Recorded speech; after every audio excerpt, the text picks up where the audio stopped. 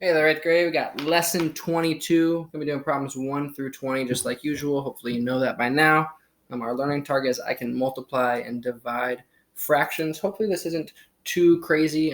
Somewhat of a review in this. Let me grab a different really quick. Sorry about that.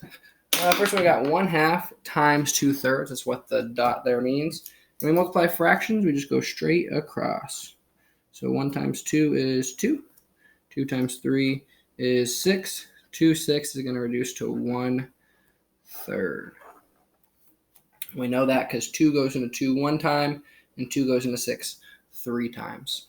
Another shortcut we could do is we can simplify this earlier. When there's a 2 and a 2, those can cancel out. 2 goes into 2 once, and 1 times 1 give us 1. 1 times 3 would be 3. What is 3/4 of 8/9? Of means to multiply. So we're going to go 3/4 times 8/9. Straight across, straight across. Again, if we wanted to, we could reduce it right at the beginning, but I'd like to just multiply straight across and reduce after. 3 times 8 is 24. 4 times 9 is 36. 6 goes into both of these numbers. 6 goes into 24 4 times. Oh, we've got another one. 6 goes into 6 times.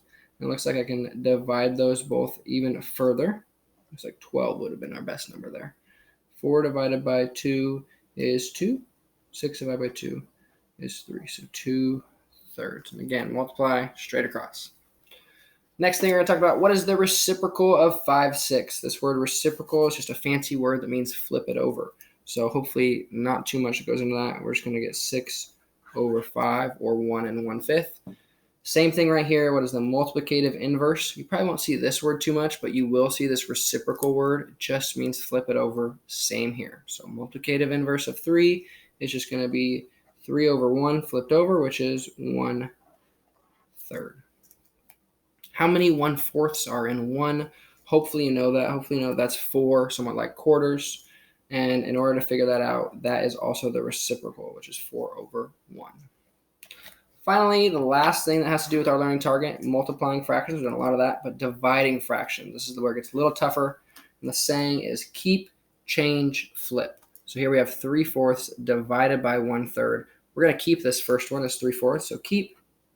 We're going to change the division to multiplication. I'm going to do an X just for fun this time. And we're going to flip. We're going to do the reciprocal of the last one, 3/1. And hopefully by now, this video, you know how to multiply fractions just straight across. 3 times 3 is 9. 4 times 1 is 4. So 3/4 divided by 1/3 is 9/4. And I'm more than okay with you leaving your answer like this. I really just want to know that you know how to divide and multiply. Now switch gears. Go ahead and open up the first question and do that for you. It says, Maria ran 14 miles in 1 week. At that rate, how many would she run in 5 days? Awesome question. So we got number 1. Again, I put my line across. Start number 1. She did 14 miles in 1 week. And we want to know how many in 5 days, question mark. Well, first thing, weeks and days are not the same. So we need to change this.